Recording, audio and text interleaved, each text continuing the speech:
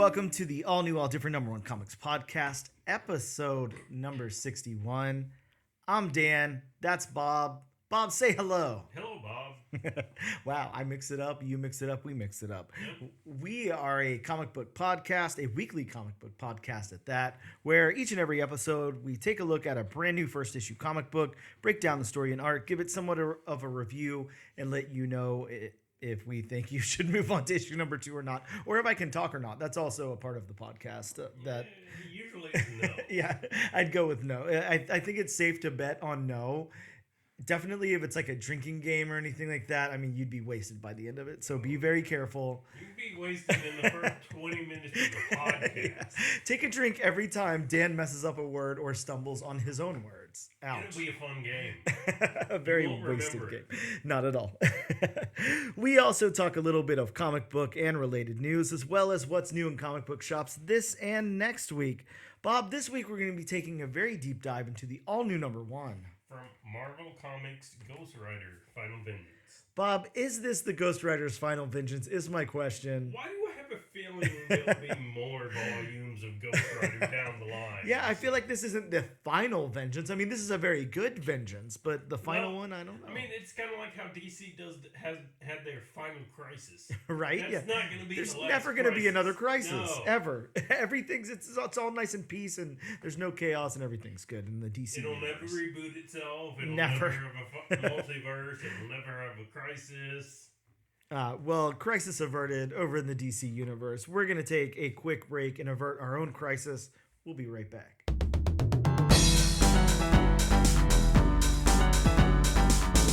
And we are back with episode number 61 of the all new, all different number 1 comics podcast to talk about some comic book news. Is that what we do? I think so. Sometimes news drops. Every now and again, there's like little snippets of news, that drop, and then we talk about them. Depending on if James Gunn feels froggy. There's actually no DC EU news this week. Wow. This is all, other. Actually, I take that back. There is a small little bit of DC news, but it's DC comic book news this week, not movie or film news. Okay. Bob, the first thing I want to talk about, let's go ahead and get it out of the way. You've got opinions and thoughts, and I've got some. We both watched the Crow trailer. We did. For those who don't know, of course, the Crow is rebooted. Now, Bob, I can't think of when that first movie came out. I'm going to say 96, 95. Yeah, mid-90s. Yeah, definitely mid-90s, somewhere in there. Of course, the Crow movie stars Brendan Lee, who is Bruce Lee's son, and he is the Crow in that movie. I forget the actual character's name of the Crow. Draven. Yeah, Eric Draven. There you go. Such an edgy name, right? Sounds super edgy. It's just synonymous with that look there. But yeah, the original film stars Brendan Lee, who is Bruce Lee's son. It's his first big role in anything, and he's going to be like a huge Hollywood star because this movie does pretty good and everything. Yeah. But instead, what happens is the big climactic scene where he's shot and assumingly killed by the thugs and everything. But oh no, he's not, because he's kind of like undead or whatever. He actually gets shot for real and killed on set. And a very, very unfortunate accident. Like crazy. And Bob, I don't know about you. I never dug much into it. I of course know the lore and everything. I know what happened, but the other day it just so happened to come up on my YouTube recommends. There was like a little bit of a deep dive into what actually happened. So they really went into the story. I'm not going to be able to recant like every single detail of it here, but basically what happened was, it wasn't that somebody put live rounds in the gun. What happened was they were working with blanks the way they were supposed to, but there was something else lodged in there that wasn't properly inspected. And that's what caused him to, get shot and everything. So that's what caused his death there. But also, he was shot, and everybody thought he was just doing the scene. He was supposed to kind of look like he was being killed there. And there was the big reveal in the movie, like, oh no, I'm not dead, type of thing. And so everyone was like, oh, he's really committed to the part, whatever. And it took like a few minutes, and they were like, or, minutes or whatever relative time. It took like a little bit of time, and they were like, hey, he's not getting back up. What's going on here? and people rushed over and medics rushed over and stuff, and he was doing okay. Like, he wasn't bleeding out. His blood pressure was like somewhat stable for somebody who just got shot. Like, it looked like, they were going to rush him to the hospital, clear this thing up, and it would be okay. But it just turned in like a second. Like, his blood pressure went through the roof. He died. Like, really crazy story. Like, really crazy, really sad. So that's kind of the history of The Crow. Of course, The Crow was a comic book, in the late 80s that was written.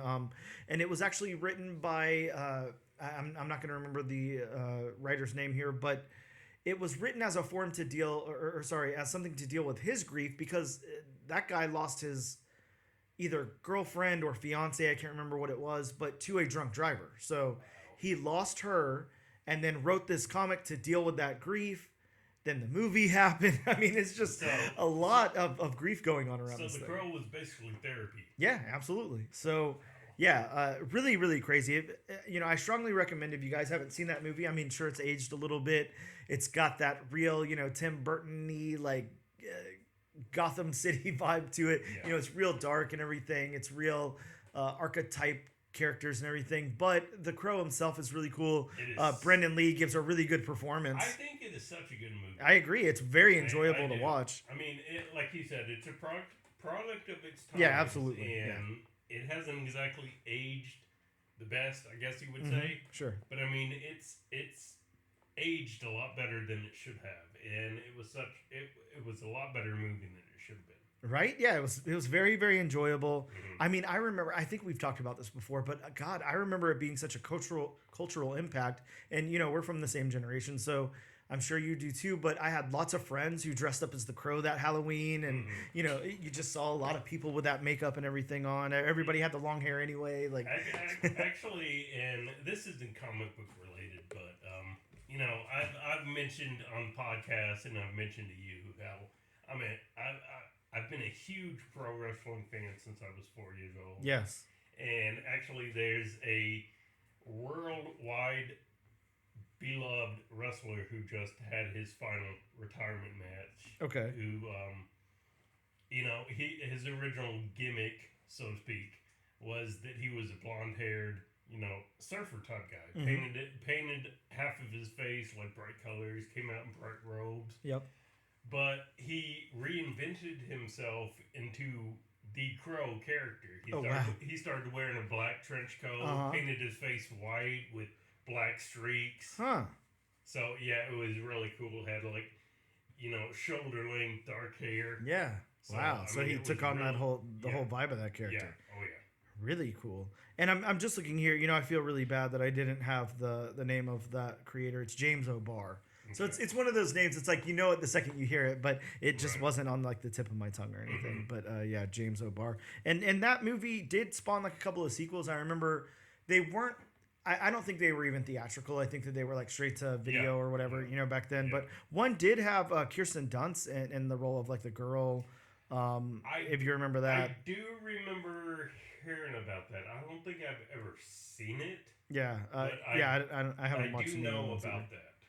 And I'm actually seeing here too, this is pretty crazy. There was a television series called The Crow's Stairway to Heaven in 1998 based on the first film. I had no clue. Yep. That's pretty crazy. Either way, to get back to the news here, to get back to what we're talking about, the Crow is rebooted, and it's going to be remade here, and it's starring Bill Skarsgård as Eric Draven. Yes. And now I don't know how to pronounce this person's name. I'm not sure who this is. Like FKA is their name.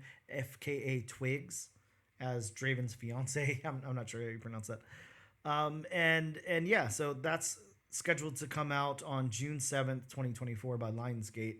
So a trailer came out. So that's basically what I'm getting to here. A trailer dropped this past week. And before that, we saw some images because you and I had talked on the show before, maybe a few episodes ago, about the stills or whatever that we saw of Skarsgård, like in the costume there and everything. And I mean, sadly, yes, we were getting like Jared Leto Joker vibes off of it. Now, I'm going to say, once we get into the trailer of the movie, that does kind of wear off. Like, it's not as bad. I do think it is a risk putting him in that makeup and everything with that hair. I don't know why he doesn't have long hair. The source material, he's got long hair. I think the character needs to have long hair, and it fits in with the vibes of today. So I'm not sure why they took that out of the movie. But maybe Bill Skarsgård was just like, I ain't having long hair. It's not gonna happen. Part of my contract, my hair stays short. I don't know. I'm not putting on any wigs. Whatever his reasoning was. Let's talk about the trailer, Bob. Let's go in and talk about some of our opinions of this. I was very underwhelmed. Underwhelmed. Okay. Underwhelmed. It just seemed like I don't want to say a CW-esque series, but it just felt like it didn't feel like a movie to me. It felt like a TV series, and again, I was just underwhelmed by it. You know what I think one of the biggest problems is with The Crow, and it's the whole like source material and everything too, and it's the first movie and all that. The reason, and I'll get to my point in a second, but I think the reason that the first movie is good and it pulls it off and all of that is Brandon Lee's performance. He was actually really, really good, really charismatic. And on top of that, he was playing like a weird, nuanced character because he had that. Bob, you can remember, mid 90s. He had that mid 90s like edgy, like young adult teenager vibe. That really like I don't give a shit, but I do, but I have to kind of pretend that I don't. Like he pulled that off, but you still were like, I don't know, you still had like buy-in with him and everything. I think that it was him that pushed that over the top. And then what's the cop's name? Shit. No, the actor? Yeah. Ernie Hudson. Ernie Hudson. There we go. Yeah. Of course, he was, a really important part of that movie as well. I think that those two really elevated that movie. Yeah, they had really good chemistry. Yeah. I'm not going to lie. The little girl, she wasn't very good, the preteen or whatever. But I think the problem with The Crow is the villains in The Crow are not fleshed out. They're like archetype thugs. That's all it is. So, like, there's no real motivation for them to do what they do. They're just kind of in a city doing crime because that's what they do, And that can only work to a certain extent. Like, you have to have something if they're going to be linchpins of, like the Kingpin or something like that. Well, you got the Kingpin to lean on. Like, there's a way to do it right and a way to get people invested and care and all that.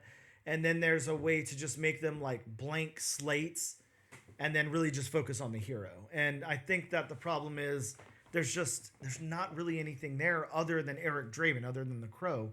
And fortunately for Brandon Lee, he was charismatic enough. He really took on that role and everything that he made the movie work.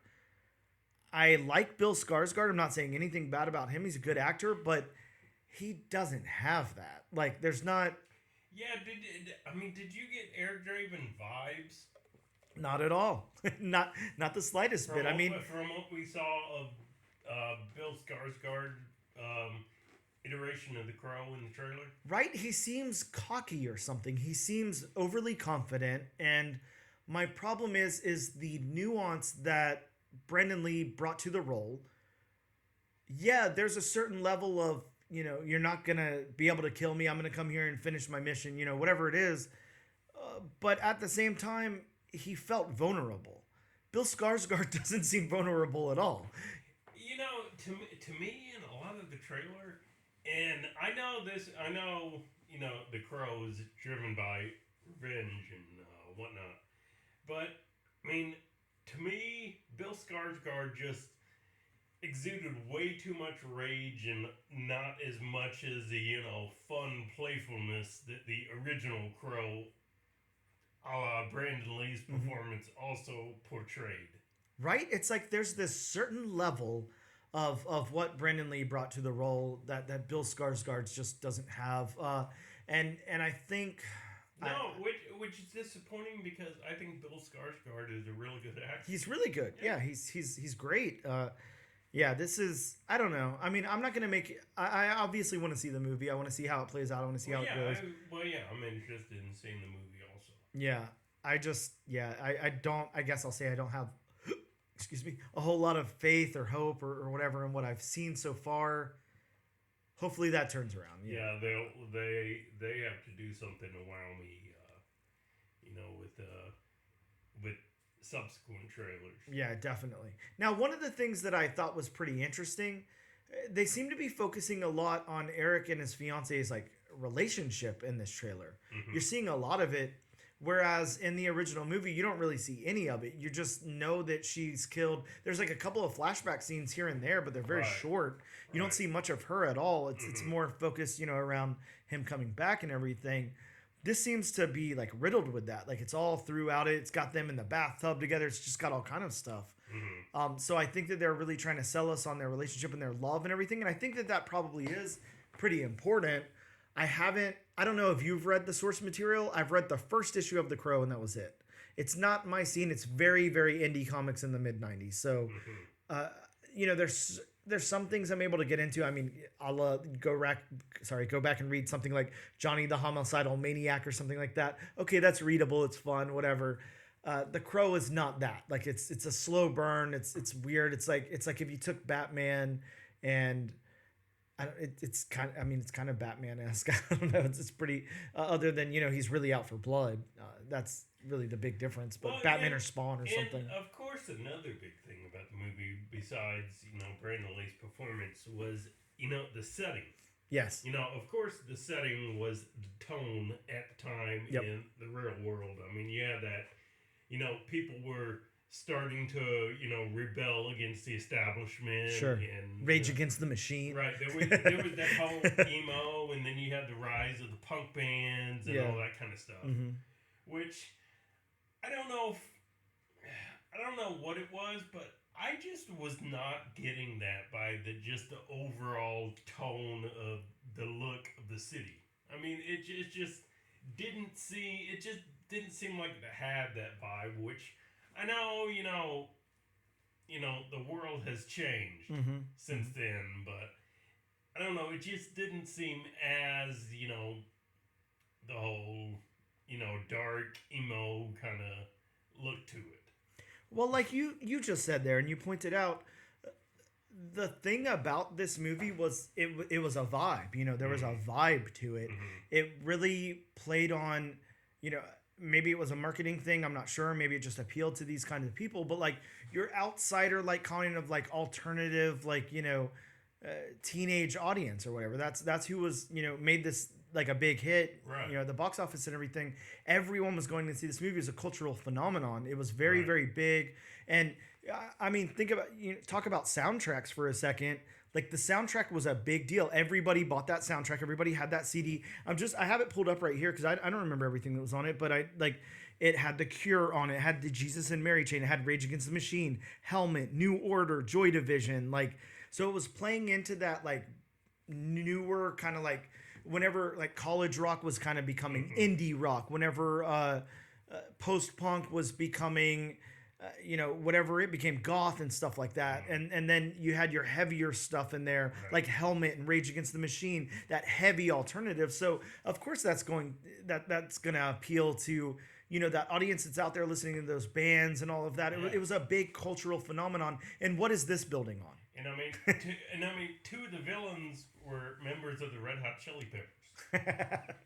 That tells you anything right there. Well, hey, there you go. Yeah, it's just it was such a vibe, and I don't have a problem with this movie, but it looks like a generic run-of-the-mill superhero movie. If that, whatever that is, it looks like that kind of thing. So I don't know. I'm not disappointed in the trailer. I just think that they really, really missed the mark on vibes. But maybe the movie will come out and it will change that. Maybe there's stuff in there we're not seeing yet.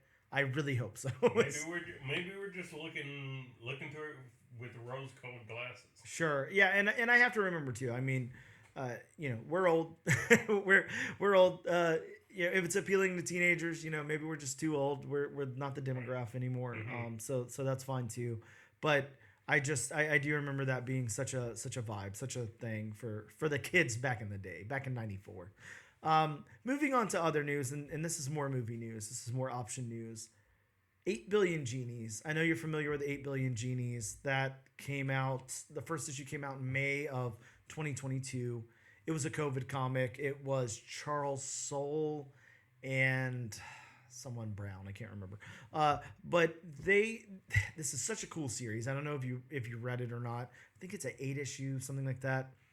It's basically like whenever the 8 billionth person is born on the planet, for some odd reason, everybody all of a sudden gets a genie. And what the world is, how that world is. Everybody out there is with a genie. They all get like a couple of wishes or whatever, or a wish. And, people are wishing for some crazy shit, and some people are using it very responsibly and all of that. But it is a... Most irresponsibly, I'm sure. Yeah, it is a nutso movie. And the solicit for it, just so the quick solicit is: chaos ensues after 8 billion genies grant everyone in the world one wish. Okay, yeah, so it was a single wish that each person got. It's such a fun, cool, like little mini series. Quick, easy read, really good art, really good writing, and yeah, just a lot of fun. And that was Charles Soule writing and Ryan Brown doing the art there. So why this is up in the news this week is Amazon had picked up the rights for the movie a little while ago, and what they're announcing now is pretty crazy, pretty impressive. So what they're saying is this is not just a movie. This is a expansive cross-media universe, starting with a feature and then going into God only knows what. I don't know if they're trying to do video games, television series, cartoons, but they said a very expansive cross-media universe. So they really pumped some money into this thing. Amazon really went big, and what they're doing, so it's Seth Rogen's production company is adapting it. Okay. And you've got Rodney Rothman, who wrote Into the Spider-Verse, writing it. So this is pretty stacked in its favor that this is going to be something. Amazing or not, I mean, they have a lot of faith in this. And this is a good story. I think, try to think of all the genie stories. Of course, we have Aladdin, we have Bewitched and I Dream of Genie and things like that. But it's always a cool concept because you can do anything in the entire world with it. But a lot of people haven't explored different stories in it that I can think of. There's not any big genie stories that come to the top of my head. So this is kind of untapped. They could really, really go big and do some awesome stuff with this. Sounds really cool. So I'm really excited to see where this goes. Well, I mean, it's got the Bezos backing. So. Yeah, exactly. Yeah, you can't go wrong with the unlimited money that comes with Bezos. So that is very true. And in much smaller news, Halloween, the Michael Myers, franchise there, the John Carpenter franchise, is getting a television series. So much like the Chucky series, we're going to do a television series out of Halloween. Bob, I would actually like it if they'd go back and do that early 90s or late 80s, Friday the 13th television series style. Do you remember that? Did you ever watch that show? Yeah. It was an anthology show, but it was a horror anthology. So cool. I loved that thing. But yeah, we're getting a fast track into development and co-produced Halloween television series, which is envisioned to potentially launch a cinematic universe spanning film and television. That's cool. I mean, everybody's aiming for the stars lately. No one's just trying to make a small movie or anything anymore. No. You really got to go big or go home. Cinematic universes are now norm. It's the new. I can't think of the cool fashion statement for that, but it's the new black, right? Right, the new black. Yeah. I don't know. I love Michael Myers. I love Halloween, but I love the first 3 movies. I kind of land in that camp. I didn't like any of the remakes. I didn't like the newest trilogy that came out. You didn't like Jason in Space? That's a whole nother story. I didn't like, when Rob Zombie revisited Halloween. I thought that was really bad. I thought that was terrible.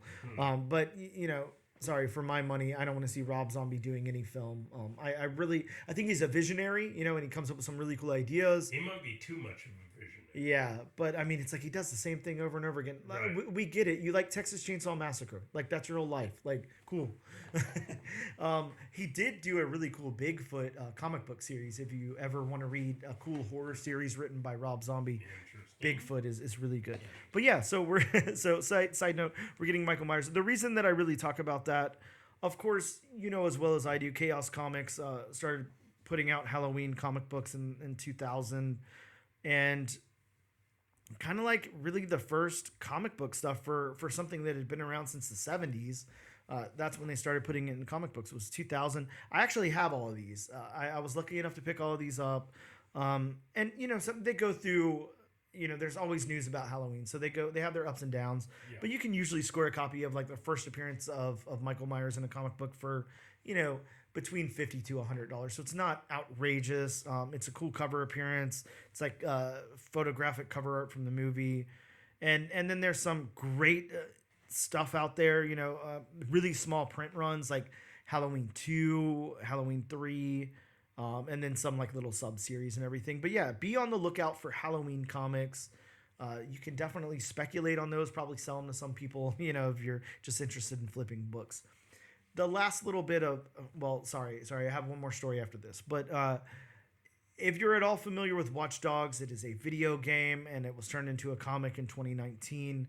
Watch Dogs from Titan Comics is getting a film based on it with Sophie Wilde in the lead role. I don't know anything about this, so I can't report anything about it, but just thought whoever does know about that, it's out there. I tried playing the first game, and not for you. Well, that, and it was one of those, the first game was riddled with bugs. Oh, okay. Gotcha. And when, you're trying to get invested in a video game, and, there's bugs slowing it down or whatnot. Mm-hmm. I mean, I'm a big fan of the Arkham series of video games. Yes. Asylum, City, Origins, Knights. I was trying to get invested in Arkham Origins, but unfortunately, there were so many there were bugs in Arkham Origins. It was a good game, but there were bugs in Arkham Origins where you'd be flying around and all of a sudden the game would freeze. Oh God, yeah, that's a bad bug. When that happens, it's kind of like you just want to shut it off. Yeah, sure. You don't want to play it again. So yeah, that's what I'm saying. I tried to play Watch Dogs when it first came out, but I mean there were just so many bugs. It's kind of like. So the movie might even be tainted for you at this point. Well, the movie's kind of like, it's cool. I'm familiar with the video games, but it's kind of like that's not exactly on my radar. I gotcha. Well, my last little bit of news is, of course, we're going to talk some AI news. There's, unfortunately, at this point in time, AI is out there. Everyone's talking about it all the time. AI is not going anywhere. Yeah, we're all very scared that somehow AI is going to launch the nukes button. And I was going to say, was James Cameron right? Well, probably. I mean, hopefully not anytime soon. But yeah, I'm sure. To some extent he's right. So let's talk about AI. I want to start with a personal story before I get into the bigger one. Okay. So Derek Kirkham, again, he wrote The Last Mermaid, wrote and illustrated The Last Mermaid. Derek Kirkham, we had on the show, I recorded an interview. That's the interview we lost. I'm very, very sad because number one, it was a cool interview. He was such a cool guy. Number two, that book is the most recommended thing I could say so far this year. It is amazing. Number three is, it sucks that we lost that interview so bad. I'm very upset about it. And on top of that, he's been, people have been talking about him. People have been talking about this book. It's actually very popular. People really love it. And I mean, you can definitely see why if you just crack the book open. It's amazing. It looks unreal. Like, it looks so good. He's such a good illustrator and a really, really talented writer. So with that being said, Derek has gotten some accusations online of using AI to generate his art. Now, if you look at it, it almost hits that uncanny, like, it's really realistic, like cool looking art. It's almost like you remember the art in The Cull. Mm-hmm. Now, it doesn't hit that same level. I'm not trying to say it's the same kind of art. Like, it's much more cartoony and everything, but it's just surreal. Like, something about his art is very unreal. It's very, very good. Mm-hmm. Very cool style. So he's getting all these accusations. I mean, look, the guy's awesome. He's got no problem putting up his process online and showing people, no, here's me actually sketching out the characters and then going over it, with paint and all of this, or not paint, but whatever computer program he's using, Photoshop or whatever. So nothing was AI generated. And he's showing that entire process to go ahead and dispel that rumor right off the bat. But, it always hurts whenever someone accuses someone of something because they don't go back and read the comments later. They just say it, repeat it to their friends, post it somewhere else, whatever. So I think that, that really sucks. And the big story I want to get into is a DC illustrator right now. So DC now let me get the name right. I think it's Andrea Sorrentino, I think. Okay. Andrea Sorrentino has been illustrating on Batman. And, these big Batman issues with the Joker Year One and everything. So now he's being accused of using AI art to produce that. And DC is coming out with statements on it and everything.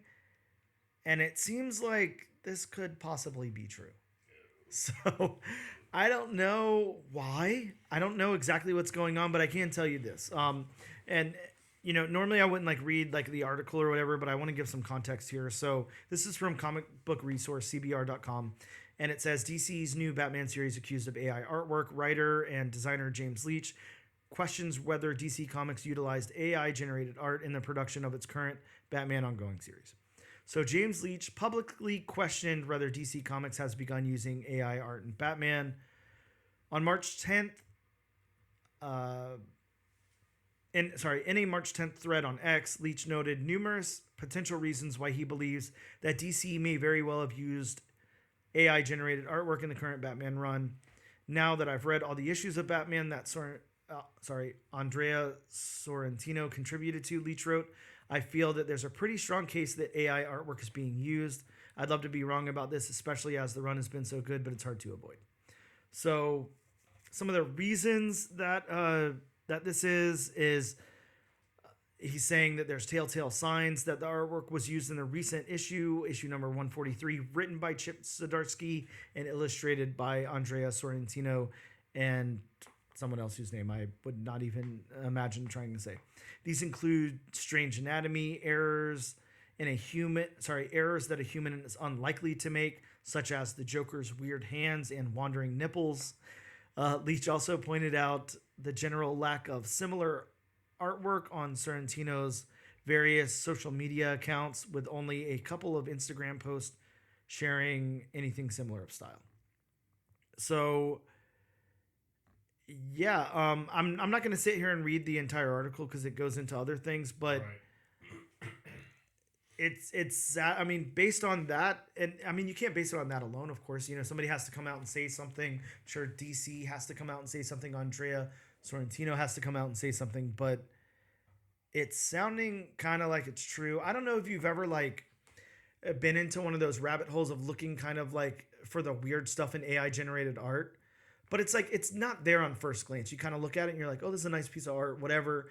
And then you look closer and the person has 2 pinkies or something. There's a lot, of weird stuff going on. Now, maybe it was a statement or something. Maybe Andrea Sorrentino is trying to say something about AI art by producing, something himself or whatever. I don't know, but it's not looking good for the creator there. So, and 2 very different things, Derek Kirkham absolutely not using any AI art, and he's showcasing that entire process to dispel those rumors. Andrea Sorrentino has not come out and done anything to dispel those. So I don't know what that means. See, and unfortunately with AI, we're on a slippery slope now. We are. Because AI is becoming more prominent. Sure. So, you have to ask yourself, how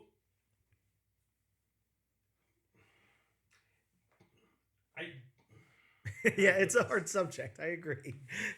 You got to ask yourself, how much of the majority of the comic book world, whether it be, writers, artists, because AI has infiltrated pretty much everything now. Oh yeah, everything. Yeah. How much do they actually use AI, but the unfortunate thing is people have caused it themselves. Yeah, sure. It's kind of like if we didn't go down that road, then that wouldn't even be a talking point. But and the unfortunate thing is also, why was AI created in the first place? To help with stuff like this. Sure. So I mean, it's kind of like it sucks, and my opinion on AI. AI in comics, I do not like it one bit. Yeah. But the unfortunate thing is, this may be where this looks like this is where the world is headed now. Yeah, so, it's kind of like how how much you're gonna be able to police this. Could this be considered plagiarism? It's kind of like we did it to ourselves. Right, and it's very interesting to think of too, because you would think at somebody like Andreas Sorrentino's level of illustrating a comic, the dude's not like hurting for work or anything. Obviously, is a good illustrator. Was obviously working before AI art was really a huge thing. So I don't think Andrea Sorrentino is like relying on AI art by any means. But with that being said, there could be a process there. I mean, you're illustrating on Batman. I mean, I would think in the world of comics, your biggest probably the two things you want to get to are Spider-Man or Batman, right? Or maybe Superman.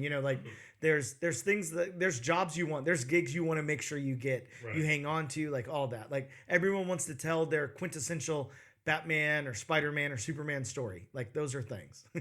That's why you do the weird, I don't know, like cable series or work on I don't know, the Nightwing book or something, is to get to that point, so why you would go in and like completely fudge that is like beyond me. But on top of that, you would think, being in control of the AI art that you're generating, why not, grab your pen and fix those wandering nipples and then, erase some of the hand or whatever. Like, was it just being turned in strictly as AI art? Like, I don't know. It's a very, very interesting story. I'd really like to see it unfold. And I hope that it's not true. Again, like maybe there was some kind of cool punk rock statement that Andrea Sorrentino was trying to convey here. I don't know. I guess we won't find out more until they respond to it. I'm just waiting for the day when you and I review a comic that says art by so-and-so with help from AI. Yeah. I'm just waiting for that day. I mean, it very well could be. You could, shit, think about comics, when we were coming up. You had a writer, you had a penciler, an inker, a colorist, letterer, an editor. Like now, you don't really see all of that anymore. So maybe something will come up. Maybe it will say written by Bob, illustrated by Dan, with AI art by AIart.com. Like maybe it does have a place in comics. I don't know. Right. I'm not. I don't feel like I'm the authority to say something like that. I'm not sure. I know this is very different, and I've talked to some of our guests who illustrate before, if AI has a place in comics or not. And I think that, in a very, very different level, people were scared when people started using Photoshop, when they weren't hand drawing things with pen and paper anymore. So I'm not saying that it completely just, is out of line and doesn't have a place whatsoever. But yeah, just to generate your art for you so you're not doing anything, like I think that's the extreme view that we look at it as. And if that's what people are doing, yeah, that's not art anymore. That's just, same thing as just taking a picture off the internet and saying you did it. So that's not cool, and you shouldn't be financially rewarded for that. I don't know. We'll have to see how it plays out and what unfolds. But I did just want to bring that out in the open. And again, one of my main reasons for bringing that out in the open, guys, go out and pick up The Last Mermaid, because it is such a skillfully done book. It's done so well. It's really, really good. It's such a good read. And that is all Derek Kirk Kim. He did that himself, and he has no problem showing you his entire process online before you accuse him of using AI art, because he did not. So with that being said, I mean, we've taken up a lot of time on the news here, so we'll get off our soapboxes. But yeah, AI art, in comics, it's definitely something to think about. I'm sure you have an opinion, and we would actually love to hear your opinion. So drop us a line on Instagram or X or something, and let us know what your opinions are on AI art and comics. Are you for it? Are you against it? Are you somewhere in between? Do you see a place? Do you not? Like, we would love to hear, so we could talk about it more on the show. We are going to take a quick break, and we'll return in just a moment. And we are back with episode number 61 of the all new, all different number one comics podcast to talk to you guys about some new comic book shops that dropped in some new comic books. Maybe not shops. Maybe we'll go with new comic books that dropped in shops this week. Take a drink, folks. Yeah, exactly. I mean, if you're not drunk by now, I don't know. You got a high tolerance, I guess. Some new books that dropped in local shops this week. There you go. There we go, as well as online. Bob, from Marvel Comics, we have... Thank you, William Shatner. Yes. Black Widow Hawkeye #1. So the team up of Black Widow and Hawkeye in a comic book together. They both came out around the same time, so why not stick them in a comic book together? And of course, we have the newly bonded symbiote Black Widow to hang out with Hawkeye. So there's that. We also got Star Wars Darth Vader issue number 44. This one's got the first team appearance of a rebel squad of cyborgs working for Vader. Vader using AI to... Basically a walking piece of AI. Sure, yeah, I guess you're right. Star Wars Mace Windu, issue number 2, with the first appearance of Yaya, a bounty hunter.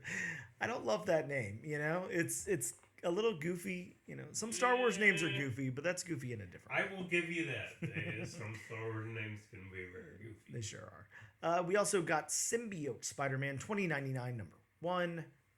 And from Image Comics, we got Napalm Lullaby, a new number 1 there in Napalm. In Image. Wow, I don't know what I'm talking about. I clearly don't have enough caffeine in this coffee, is all I can say. From Boom Studios, we got I Heart Skull Crusher, issue number 1, and Mighty Morphin Power Rangers The Return, issue number 2. So we get to see what happens in that very cool cliffhanger off issue number 1. Really excited to read that one. Over to DC Comics, we got Batman and Robin, issue number 7, with the introduction of a cult that worships Man-Bat. I'd worship Man-Bat. If he was real, I'd worship him. We also got Batman Dylan Dog number 1. Now, I still don't know who Dylan Dog is. I believe it's popular like in the UK or something, but It is a like paranormal investigator type of guy. I don't know. I'm not sure what the team up is here. It's very odd, but whatever. We also got Suicide Squad Dream Team number 1. I don't know, another Suicide Squad book. Whatever. Something I'm not the least bit interested in. Over to Dark Horse Comics, we got John Carpenter's Toxic Commando, Rise of the Sludge God number 1. I love the title of this book. I love everything about it.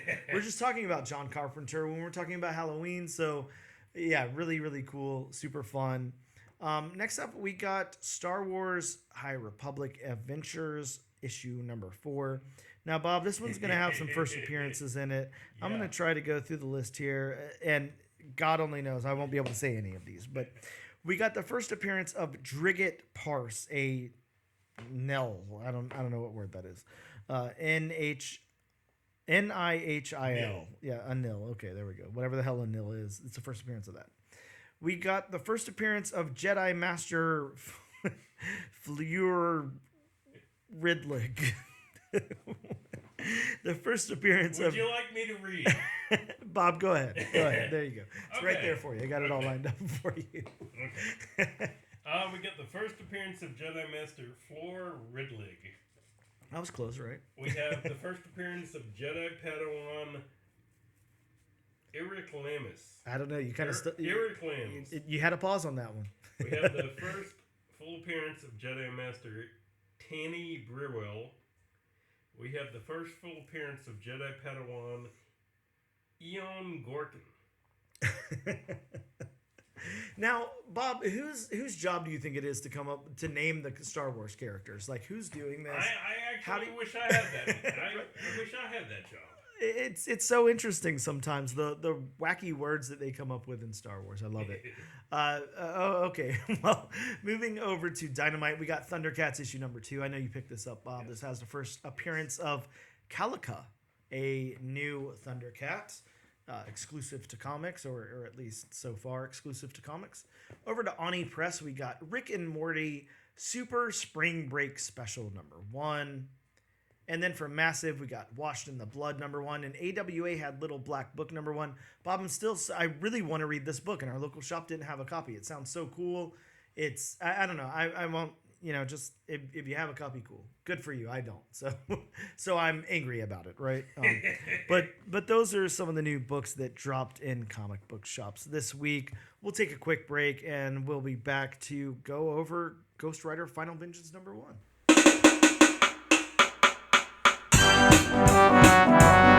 Get up. And welcome back to the all new, all different number 1 comics podcast, episode number 61. Bob, it is time for the potatoes and potatoes portion of the show. The potatoes and potatoes for me, the meat for you. Meat for me.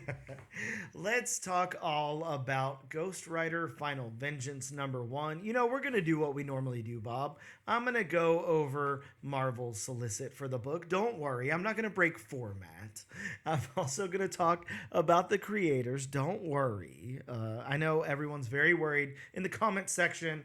Starting to type up the comments now. Wait a second. You're just going to talk about the book. You're not going to read the solicit. You're not going to talk about the creators. You're not going to read your really, really long synopsis of the book. I'm going to do all of it. I know.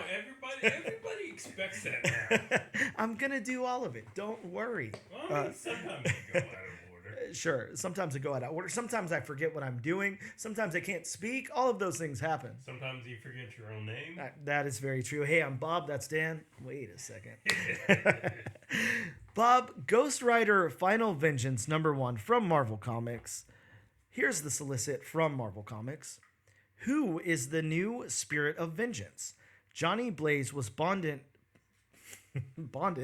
with the Spirit of Vengeance. Unwilling to become a monster, Johnny used this demon from hell to do good as the Ghost Rider. But heroism is not what the Ghost Rider was meant for. So who will be the new Spirit of Vengeance, and what will it mean for the Marvel Universe? Find out in this extra-sized first issue by writer Benjamin Percy and new sensational artist, I don't know what Danny Kim.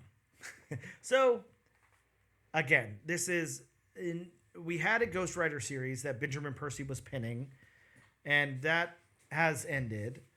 And now we have a new Ghost Rider series that he is writing, and we have a new artist on that series. So we're going to talk about them really quick. Benjamin Percy, of course, very well known for writing Ghost Rider already, for writing on X-Force, for writing on Wolverine, Green Arrow, Teen Titans, Dawn of X, Nightwing, Reign of X, James Bond, Black Box, Trials of X, Year Zero, Wolverine the Long Night. If you checked out that podcast comic book, then that's there too. So radio show, podcast, whatever you want to call it.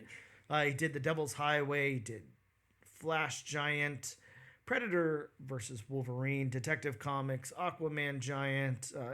Anyways, the list goes on and on. You know who Benjamin Percy is. Stop acting stupid. Danny Kim has done just a couple of things. Worked on Wildcats over at DC. Worked on Ghost Rider for a minute back in on the annual number 1. So he has a little bit of Ghost Rider experience. And worked on Super State, Garbage Factory Anthology, as well as Bob's favorite book of 2023, Batman Santa Claus Silent Night. So we're a little familiar with Danny Kim here. A little familiar is all I can say. So let's go into my synopsis of the book. Again, a little long-winded, but this was an oversized issue, so you'll excuse me, I'm sure. Ghost Rider Final Vengeance opens with an incarnation of Zarathos, narrating different forms of vengeance. Johnny Blaze is shown, and Zarathos wants the spirit to bond with someone else who will use its power for evil. So he strips Johnny of its power, And then we see a badass run of panels through pages as the spirit of vengeance goes through a lot of different people, like a group of kids hanging out, moviegoers in a theater watching The Wizard of Oz, as well as the characters on screen, a stripper, a scarecrow, a surfer, a shark, sumo wrestlers, a jet, and more. We land on a single mother with 2 kids whose house is a wreck and she's very tired and overworked. Her mother-in-law comes over and tries to take custody of her children, and then she gets possessed with the spirit of vengeance. She melts her mother-in-law's face off when she shows up with a social worker. Then the spirit moves to a dungeon of Asgard and takes over the beheaded body of Bob, I can never say that name. Anyways, a frost giant, a beheaded frost giant. Skrimir, I don't know how you say that. It fights Thor, but Thor is victorious, and it again moves on to find a new host, which it finds with Danger, the physical embodiment of the X-Men's Danger Room. If you're unfamiliar with Danger, that is. Danger uses her power to infect people with a demonic code-type virus. Next, it moves on to a horde of brood and takes one over. Again, it looks for a new host back on Earth, and we move over to Chicago. Into a building, we find a cloaked figure practicing some form of ceremony, and the spirit attaches itself to the hood as the book reveals the bonded villain, and it ends. So a lot happens in this book. Jeez. So let's talk about it, Bob. What about this story? How about the beats? How did you feel this moved from point A to point B and all subsequent points in between? Well, I gotta say, the only thing that semi-slowed down, considering what the rest of the book was when Johnny Blaze was in the tunnel and, investigating, and the spirit of vengeance detached itself. Mm-hmm. Just because of the fact of what this book was. I will say that's the only part that slowed it down. But again, I didn't think that was bad. So I enjoyed the story beats.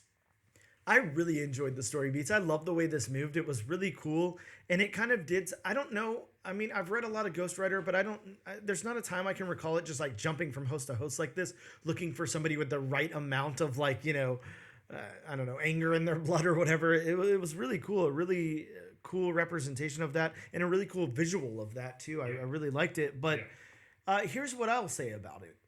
It's fun. It's a wild ride, and it starts off. It makes sense. The spirit wants to bond with somebody who's going to do evil. What it was made for, and all of that. I like how it again goes in and out between all these different things to find its host, and for a second there, it finds one with that lady. The mother, because I like to think even though it didn't land on her, even though it moved pretty quickly on from her. It was almost like that needed to happen, because what was going to happen to that mother? She lost her husband. She's there with the kids. She's overworked. She's tired. She's not getting any help. Stuff's obviously going very wrong for her. And then her mother-in-law thinks she's just going to swoop in with like a social worker and take those kids. What's that going to do to her? And I like that we don't have to explore that because she got the spirit of vengeance for a second and just melted her face away. And okay, game over. We don't have to worry about that anymore. Now, everyone's probably going to be a little traumatized for a little while. I'm sure the kids won't fare very well, but they didn't lose their mom. They didn't. I don't know. I like that. I thought it was cool. I think it was weird because we had a little bit of time focusing on that. And then, of course, we are following the spirit of vengeance after that. So it's like a weird cut in between what its mission was, but I think it showcased it a little bit. Sorry, there's like this fly trying to hang out in my microphone. I don't know where it just came from. But yes, I think that it was cool because it showcased like what it was capable of, and it did something for that lady. Right. And then it moved on from there. I really like the story beats a lot. I like the way this moved. I think if it just would have been predictable and kept doing that, and not really landed on anybody and then ended the way that it ended, like it would have cheapened the story a little bit. So I liked that it did that. I thought it was cool. I could see some people being bothered by that, is all I'm going to say. But I wasn't one of them. So that's my opinion on that. Moving over to from the story beats to the dialogue. How did you feel about the dialogue? This was very interesting. I can't say that we're going to talk about dialogue. It's more narrative, of course. Yeah. There's only a little tiny bit of dialogue here, and it's really in those scenes with the mom and the kids and everything. It's kind of the only time we're really getting any dialogue. Aside from that, it's narrative from the spirit of vengeance. It's interesting. What did you think about? Let's just okay, Bob. Instead of separating this, let's just group it together. What do you think about the narrative / dialogue here? I like the narrative. I mean, it definitely. Which I can't say I'm the biggest Ghost Rider lore fan. I mean, I know of Ghost Rider, but it definitely tells the point of view of the spirit of vengeance itself, you know, what it's looking for, what its purpose is, what it wants. Yeah, and I really like, again, I mean, I don't know that this is necessarily narrative or dialogue, but like, I really like how it's just moving through all of that. Like, it's looking for that tiny little bit of, do you have this in you? Do you have enough of this in you for me to possess you, and then we can do some work here? It doesn't find it in the surfer. It doesn't find it in the shark, the stripper, like the scarecrow, all of that. It finds it in that mom for a second, in that moment, but she's not an evil person. She's not going to go carry out, its will. But the hood will. The hood definitely will. Bob, how familiar are you with the hood? Again, breaking away from our review here, what do you know about the hood? If not much, I can go into what I know, but... I know at one time he held the Infinity Gauntlet. I know a little bit about him. I don't know a whole lot about him.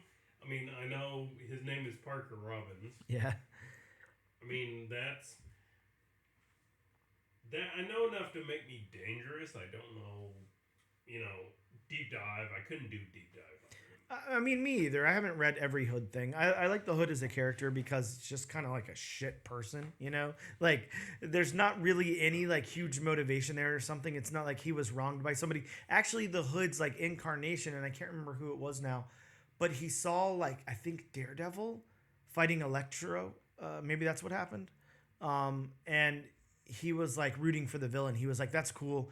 And became obsessed with supervillains, and inspired by them. So kind of like a different origin story from, somebody who sees a superhero and is inspired by them. But basically, Brian K. Vaughan invents the character like back in 2002.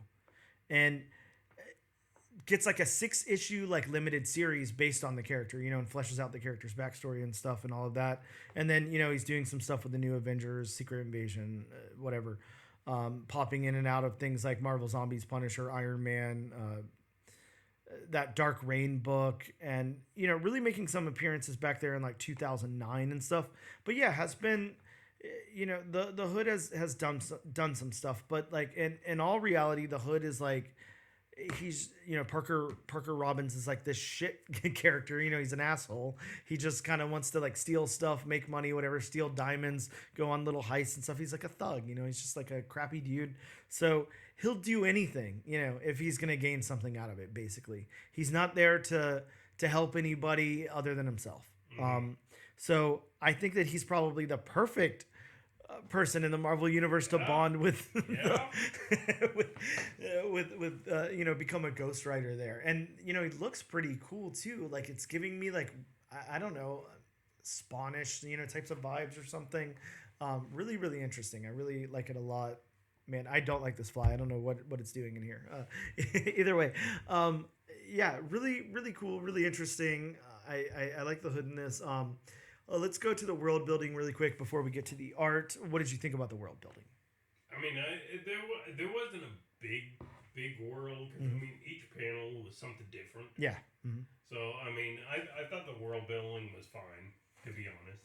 Yeah, it was interesting because I would say, like, the jumping around, like, while it made sense for the story, because, again, like, we want the spirit of vengeance jumping around and try to find that host in this book. That was the whole point of it. It was kind of, like, I'm not going to say jarring, but it was kind of weird in some points because, again, we have those panels where it's, in a movie theater, it's on a scarecrow, it's at the beach, like, all that makes sense. then we go to this lady, and again, like it's got to showcase some of that, moment in her life and everything, and that makes sense. And then we're off Earth for a little bit. We're with the Brood, like in a spaceship and everything, and we have one of the Brood like wanting to protect this girl. Like I was a little confused by that. I'm okay with it. Hopefully, it comes back up or something. But I thought that was like kind of a little weird. But I think it did it served its purpose with world building here. I don't see any problem with any of it. But it did do it in like kind of a weird way. It's almost like something was missing that I'm not too sure what that could be. But yeah, just a little interesting side note there. Let's get into the art then. Again, Danny Kim on art here. How about the character art? The character art, and the only problem I had with it was early on in the book, I was not a big fan of how, Johnny Cage's face looks. Mm-hmm. I was not a big fan of that. It was just a little too blocky for me, It was, I don't know, it just didn't seem natural to me for some reason. Okay. I mean, I can see that. He's kind of got like a some kind of vibe going on. I like this because I think I say this every time with Ghost Rider. It gives me such 90s vibes and everything. I'm okay with the art on it. I do like the character art here. I think that it's done well. It's definitely like somewhat of a fresh take. It's not what we're used to seeing, sure. I do the panel you're talking about there where we have Johnny Blaze, kind of half in the shadows and half not and everything, where he's about to get the spirit of vengeance stripped away from him. Like it's almost got like Now, you remember Now Comics from the 90s, that publisher Now that published Terminator and stuff. Like I'm getting vibes of that. Like it looks like a Terminator, that it looks like a Terminator in a Now Comics comic. So I kind of like it. I'm kind of into it. I think it's kind of cool. I did like the character art here a lot. I think that it was done really well. I think in some points it's very stylized. I like when we're moving through all of those characters. Look, we have a Spirit of Vengeance stripper, so doesn't get much cooler than that. Yeah, that was very odd. Yeah, really cool stuff. And then like I said, we got panels where we have people in the movie theater watching The Wizard of Oz, and they get possessed by the Spirit of Vengeance there, and then it jumps on screen to possess those characters, which is really, really cool. I liked the character art. I thought it was interesting and pretty unique, actually. So how about the backgrounds, Bob? I'm going to leave this one to you, actually. Does it pass your background test? What do you think about the backgrounds? I like the backgrounds. Yeah, I think they're pretty detailed, highly fleshed out. Yeah, in a comic like Ghost Rider, just the vibe of Ghost Rider. You don't need those, vibrant kind of backgrounds. Yeah. Everybody always expects, kind of, dull colors, more like blacks and grays used. So and you light it up with the flames. The flames are important, so that that's your light source a lot of times. Mm-hmm. Now, I'm with you. I think that this is cool. The locations, God, we go from location to location to location. So there's a billion locations in here. I think they all work. These are not really like mainstays in like the Marvel 616 universe that I can think of. Like I'm not seeing things where I'm like, oh, this is that thing specifically or anything like that. But I do think that it's really cool, and I like the locations. And then last up, the colors. Bob, we do want to talk about the colors, but again, I'm very ill prepared to have the colorist name on hand. So if you want to grab that one for me. The colorist is Brian Valenza. Okay, so what do we think about the colors here? And you kind of already dived into it a little bit. Those muted tones, a little more vibrant when it comes to the flames and stuff. But yeah, I like it a lot. I think it looks great. It looks like a 90s comic to me. Yeah, it does. Looks cool though. I really think the artwork is a win here. I think it's some good art, and I think that it differentiates itself a little or enough from that that Marvel house style. Like I don't mind seeing that house style when I see a big event book. I'm expecting to see it on Blood Hunt. I'm expecting to see it, on books like Secret Invasion, Secret Wars, all of those types of things, Marvel Zombies and everything. But whenever we dip into like different corners of the universe, like something like Ghost Rider, I want to see like a little bit stylized. I want to see something a little bit different. And I think that Danny Kim really was able to bring that to this. Right. And, just to point out, I really like his chain work. Yeah. Oh yeah, the chain works great. It's kind of sad that we might not really like see that moving forward with the Hood. I don't know. I guess we'll have to see, but really interesting. And Bob, I do have two questions before we move out of the review here. Okay. Just to ask you. So we've got the scene. You've got it open to the panel right now, where the mother is burning off the mother-in-law's face. There Right. is that a version of the penance stare? Like, is that what that's supposed to be, or is that like a unique power that she's getting on her own based on her own rage? Like, that's not something I recall seeing too much in a Ghost Rider comic. Unless they changed it, I don't think the penance stare actually melts you. Yeah. I just think your eyes go sunken and your face goes dark. Yeah.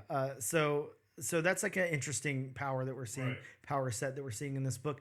And then the other thing was going to be about Johnny Blaze. So we got Johnny Blaze in this scene with this giant spider. What's up with the giant spider? I wonder if it's coming back. I wonder what's going on there now, because now he's stripped of his power and he's up against this spider. So, what's going to happen? He's got to be like, oh shit. Yeah. What's about to happen in that panel? I mean, is Johnny Blaze gone? Like, is he done for in this? Is somebody going to swoop in and save him? Is he going to...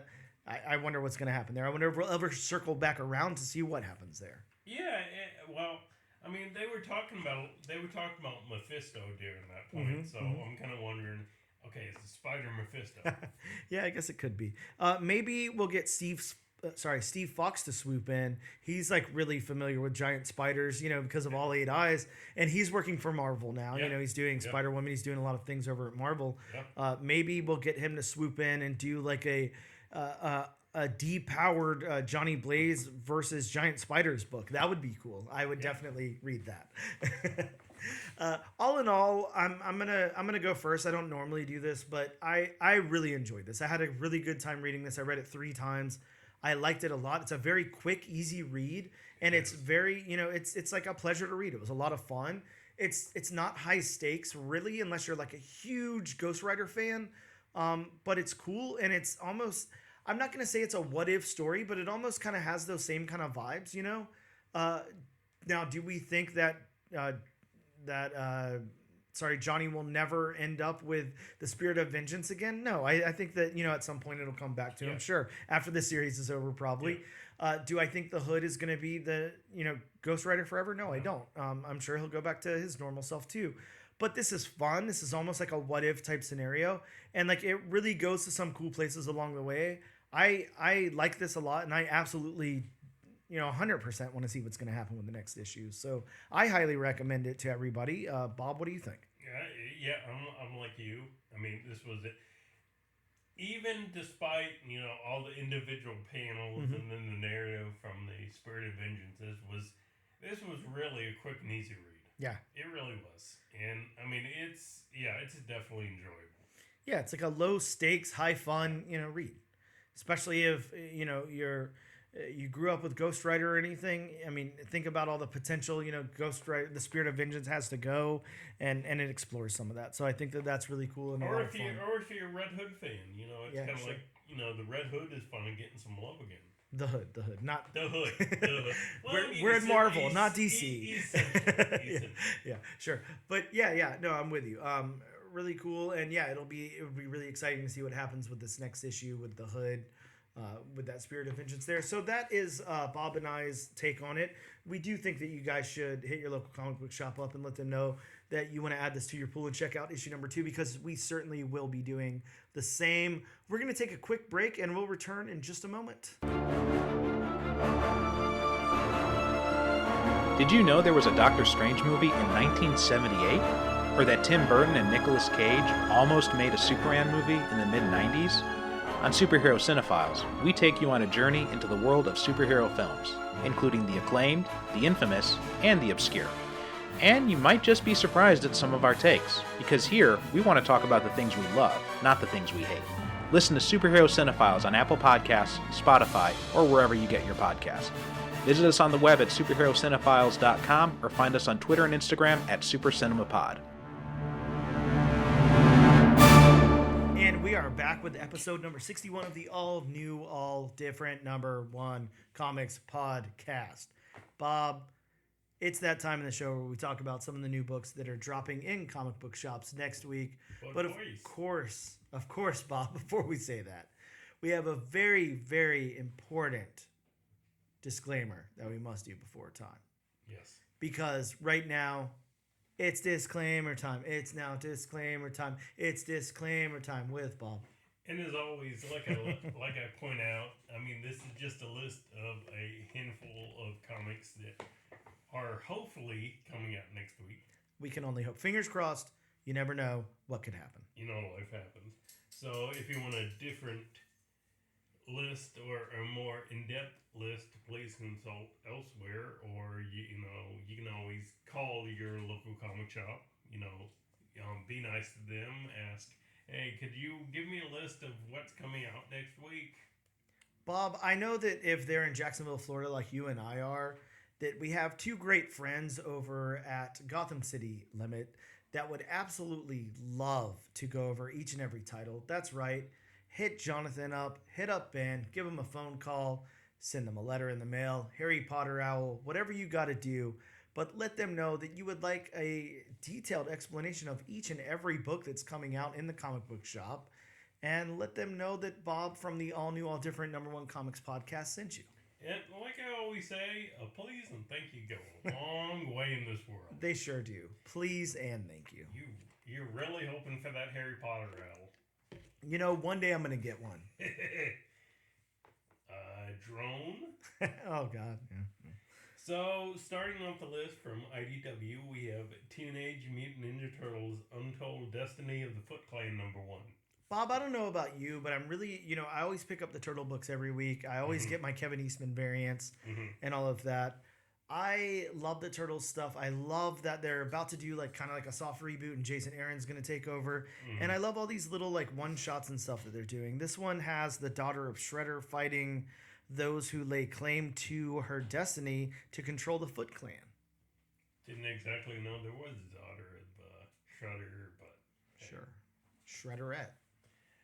From Boom Studios, we have Dune, House Carino #1. And I've never got into Dune. I tried to watch that first movie a couple of times, kind of failed at it. Didn't really hold my interest very well. But I will say, if you like to collect comics that might be of value later or something, or might add mythos to a bigger story, this would probably be a good one to pick up. Dune, really hot right now. Yeah. Of course, with the second movie just dropping in theaters. And this is a prequel story that leads up to the events of the first Dune novel. So probably not a bad thing to pick up and hold on to, even if you're not a Dune fan. Just saying. No. From Boom Studios, we have Man's Best #1. Yeah, this is a very interesting story. If you guys picked up the Ash Can a couple of weeks back, this is 3 loyal pets living on the Starship Horizon, searching for a new planet to house humanity. They crash into an alien planet and must utilize their mech suits to rescue their owner. So it's pets and mech. I mean, how much better an idea can you get with that? Right? I mean, I will say, mech is kind of out there in the zeitgeist right this second because, we were talking about The Last Mermaid a little while ago. I don't know if you've read your copy yet or not, Bob, but The Last Mermaid, explores when, kind of all the water in the world is dried up and this mermaid's living in a mech suit. So mech stuff is out there right now, and it's especially cool whenever you put different things in mech. I like that a lot. It's more interesting than just throwing random, normal humans in them and everything. I think this could be a really cool story. I haven't read that Ash Can, but I'm looking forward to this one. From Dark Horse Comics, we have Dawn Runner #1. Bob, a century ago, a portal opened to our world and plunged humanity into a gladiatorial combat of Iron Kings versus an invasive species. That's not the solicit to the comic. That's actually what happened. So, look out. That is a very interesting premise. From DC, we have Batman Off-World #4. Bob, this has your favorite kind of first appearance in it, a possible first appearance of the Thanagarian, a bounty hunter. So, next from DC, we have a very interesting gimmick. We have Ape Rill Yes, it says April. Special number 1. You know, Bob, I usually try my best to stay away from these DC like gimmicky specials because they're kind of stupid. I mean, I guess it's dumb fun if you just want to get into dumb fun. But yeah, this is centered around apes. And ape things going on in the DC universe. The reason that you bring this one up, excuse me, is its banana scented cover. So we have a banana scented DC comic book cover. I don't know. I mean, it's kind of like that Kong versus Godzilla, with the sound wave. Yeah, with the roar and all that. Might not work. Yep. I have to get a copy because it smells like a banana. I mean, it's stupid, but I'm gonna end up with a copy of it. How much of a banana does it smell like, though? And also, my whole thing is, do you really want to keep it with your other comics, and your other comics start smelling like a banana? Bob, I mean, I'm gonna go ahead and just out on a limb there and say, banana might smell better than what your comics currently smell like. So this is true. Might be an upgrade. Especially some of those Silver Age comics. Exactly, might be an upgrade. I mean, I love the smell of comics, but yeah. Staying with DC, we have Batman, Superman, World's Finest, number 25. Bob, in my favorite kind of first appearance here, this is the origin of Lex Luthor and Joker's first meeting. Like I'm supposed to care about that. Hi, Lex. I'm the Joker. Hi, Joker. I'm Lex. Wait a second. This is an important issue here. Make sure you get that graded. Going back to Marvel, we have Star Wars Jango Fett, number 1. Bob, again, with the whoever names the Star Wars characters, I love them because this one has the first appearance of Y399. Which would be a droid. Y399? I don't know. You tell me. Sticking with Marvel, we have Fantastic Four, Volume 7, number 18. Well, Bob, the solicitation for this one teases an all-new S.H.I.E.L.D. I wonder if Nick Fury will have anything to say about that. We have Spider-Woman, Volume 8, number 5. This one's got to team up with Spider-Boy, so that's right. Our good friend Steve Fox is going to get to write a little bit about Spider-Boy. I'm really excited for that. Yes. We have X-Men Forever, number 1. That's right, Bob. X-Men Forever. Nothing can kill the X-Men. This is a 4-issue limited series that ties into the fall of the House of X and the rise of the powers of X. Yes, if you're reading any of those series. And finally, we have Web of Spider-Man, number 1. This is a one-shot teaser of what stories are planned across multiple Spider-Man titles and events in 2024. I think they're a little late, just saying. Yeah. We're halfway through the third month of 2024, but, whatever works. Just a couple of other books of interest. Star Wars Visions. Takashi Okazara is what I'll go with. Number 1. Probably not even close, right? We from DC Comics, we got Wonder Woman issue number 7. From Image Comics, we have Cobra Commander issue number 3. I know you're excited about that one, Bob. From Boom Studios, we got The Displaced number 2. Very, very excited to see where that one's going to go. From Massive Publishing, Misfortune's Eyes number 1. From Keen Spot, Dust Pirates number 1. From Ani Pressed, we have... now, I'll have a lot of trouble saying this, of course, naturally. Wow. Nakaverse, I don't know, 0. They're bringing together this whole expansive universe in their comics there with, some of these, I don't know, different titles from like cartoons from the 90s, Biker Mice from Mars being one of them. So that's like a little universe they're starting there. From Blood Moon, we got Fire in the Madhouse number 1 and The Land Left Behind number 1. Really excited about that one. It's got dinosaurs. I love all things dinosaurs, so very excited there. From Valiant, we have Bloodshot Unleashed Reloaded number 1. From Dead Sky, we got D-Prog issue number 1. And from IDW, we've got Beneath the Trees Where Nobody Sees issue number 4. And Bob's favorite, My Little Pony, the main event number 1. And really Bob's favorite here, Archie Comics has Pop's Chocolate Shop of Horrors Fresh Meat number 1. Now, Bob, we have 3 books over on our wheel here from the lovely wheelofnames.com, not sponsored by yet. Go to wheelofnames.com for all of your wheel spinning needs. They've got you covered there. No subscription necessary. Just tell them that the all new, all different #1 comics podcast sent you. Bob, we've got Man's Best, Jango Fett, and Dawn Runner on the wheel. Let's see what it lands on. Oh, the anticipation is killing me. Looks like next week we will be covering Man's Best, Bob. So that is the book we'll be talking about. Pets in mech suits looking for a new world for their owners. I mean, again, all you have to say is pets and mechs. Right? It kind of writes itself. It sells itself. Yeah, very, very cool. Well, that about wraps it up for us. We can't thank you guys enough for tuning in and checking out yet another episode of the All New, All Different #1 Comics podcast. But as always, be sure to use our hashtag All New, All Different Nation to be entered in our weekly giveaway. And make sure you check us out on Instagram at ANAD_1 Comics Podcast. On X at ANADNO Comic Pod. You can check us out on TikTok. Sadly, now I have to say if and when that exists at ANAD1 Comics Pod. And check us out on YouTube under the Comic Book Channel. If you happen to be in Jacksonville, Florida, make sure you go visit Gotham City Limit at 4195 Southside Boulevard, number 104.